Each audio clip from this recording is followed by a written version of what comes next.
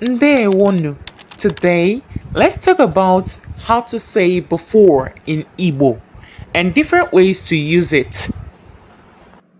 There are two ways to say before in Igbo language. The first one is tupu. We use tupu when one action happens earlier than another.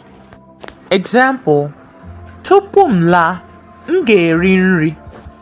Tupu m laa, m ga-eri nri. Example 2. Ọ sara akwa tupu ọ pụọ. Ọ sara akwa tupu ọ pụọ. Another way to say before is mgbe mbụ. This is mostly used when something existed in the past but is no longer the same. Example, ebe a bụ ụlọ akwụkwọ mgbe mbụ mana ha kụturu ya. But mgbe mbụ can also mean the first time when talking about past experiences. Example, mgbe mbụ m gara Lagos, ọ masịrị m. Ya bụ, cheta. Tupu for actions happening earlier.